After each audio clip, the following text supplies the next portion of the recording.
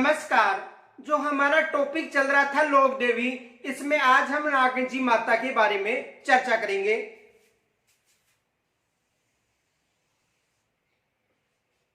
नागणेची माता,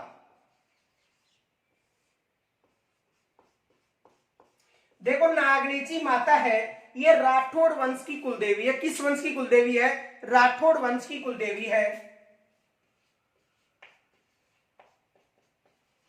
राठौड़ वंश की कुलदेवी। किस वंश की कुलदेवी है? राठौड़ वंश की ये कुलदेवी है। और इस माता के मंदिर का जो निर्माण था राव दुहड़ के शासनकाल में करवाया था। दुहड़ के शासनकाल में करवाया गया था। और इस माता की जो मूर्ति है, लूम्बा नामक ब्राह्मण था, उन्होंने कन्नौज से लेकर मारवाड़ लेकर आया था। यानी जो नागणेची माता है, इसे चक्रेश्वरी देवी के नाम से जाना जाता था। और लूम्बा नामक एक ब्राह्मण था, उस ब्राह्मण ने इस मूर्ति को कन्नौज से कहां पर लेकर आया था? मारवाड़ क्षेत्र लाया था। और मारवाड़ क्षेत्र में नागणा गांव में इस माता की मूर्ति थी, उसको राव दुहड़ के द्वारा स्थापित करवाई गई थी। तो याद रखना, लूम्बा नामक ब्राह्मण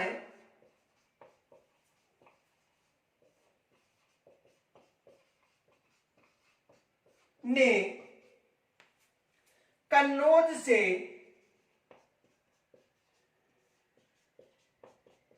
इस मूर्ति को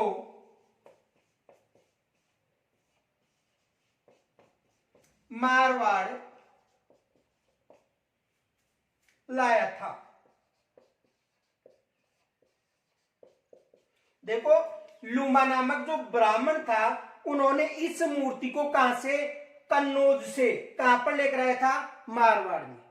और इस मूर्ति को कन्नौज से मारवाड़ लेकर आने वाला कौन था? लूम्बा नामक ब्राह्मण। किनके शासनकाल में? राव दुहड़ के शासनकाल में। किनके शासनकाल में? राव दुहड़ के शासनकाल में। और राव दुहड़ ने इस मूर्ति को नागणा गांव में स्थापित की थी। इस कारण से नागणेची के नाम से जाना जाता है। राव दुहड़ ने इस मूर्ति को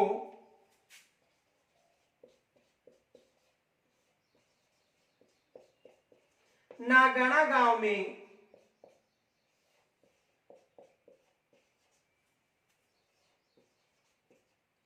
स्थापित करवाई थी।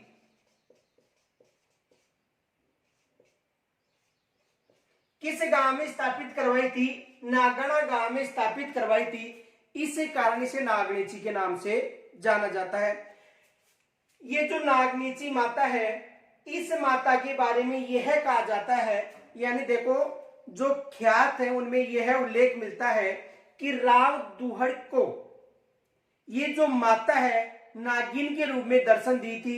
इस कारण इसे नागणेची नाम से पुकारा गया है। यानी ख्यातों में उल्लेख मिलता है, लेकिन जोधपुर ख्यात में अलग उल्लेख मिलता है। जोधपुर ख्यात में यह उल्लेख मिलता है कि मारवाड़ का एक शासक था आस्थान, और आस्थान का उत्तराधिकारी कौन था? राव दुहड़। तो राव दुहड़ ने इस माता की मूर्ति को, जो चक्रेश्वरी देवी के नाम से जानी जाती थी, कर्नाटक से लाकर मारवाड़ में स्थापित करवाया था। और मारवाड़ में किस गांव में? नागणा गांव में। इस कारण इसे नागणेची नाम से जाना जाता है। तो यदि ख्यातों में पूछा जाए तो ख्यातों के अनुसार यह उल्लेख मिलता है कि जो मारवाड़ का शासक था राव दुहड़, उसको ये माता नागिन के रूप में दर्शन दी थी। इस कारण से नागणेची नाम से पुकारा गया। लेकिन यदि जोधपुर ख्यात की बात करें तो जोधपुर ख्यात में यह उल्लेख मिलता है कि जो राव दुहड़ था, किसका उत्तराधिकारी था? आस्थान का उत्तराधिकारी था।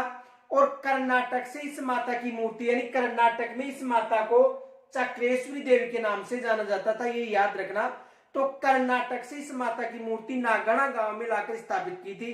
इस कारण से नागणेची के नाम से जाना जाता है। देखो, इसे चक्रेश्वरी देवी के नाम से भी जाना जाता है, चक्रेश्वरी देवी, क्योंकि कर्नाटक में इसे चक्रेश्वरी देवी के नाम से ही जाना गया था। और नागौर दुर्ग में भी इस माता की मूर्ति स्थित है। यानी मंदिर निर्मित है, नागौर दुर्ग में भी इसका मंदिर निर्मित है।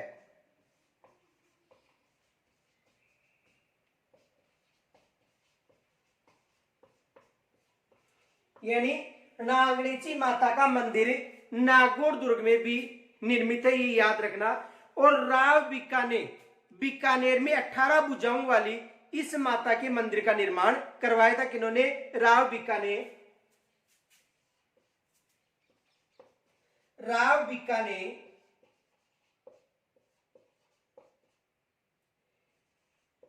इस माता की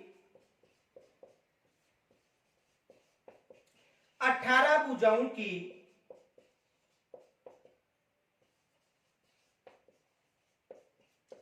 मूर्ति का निर्माण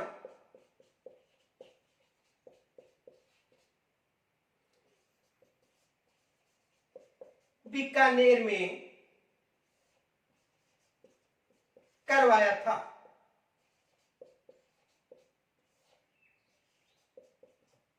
यह भी याद रखना कि इस माता की जो मूर्ति है राव बीकानेर में भी 18 भुजाओं की बीकानेर में स्थापित करवाई थी। इसका मंदिर है ये नागौर में दुर्ग में भी निर्मित है और इसे चक्रेश्वरी देवी के नाम से जाना जाता था। और किनके शासन काल में इसकी मूर्ति की स्थापना करवाई गई थी? राव दुहड़ के शासन काल में। और ये राठौड़ों की कुल देवी के नाम से भी जानी जाती है। तो आज हम जो नागणेची देवी है इसके बारे में चर्चा की। कल हम फिर नई लोक देवी के साथ मिलेंगे, तब तक के लिए नमस्कार।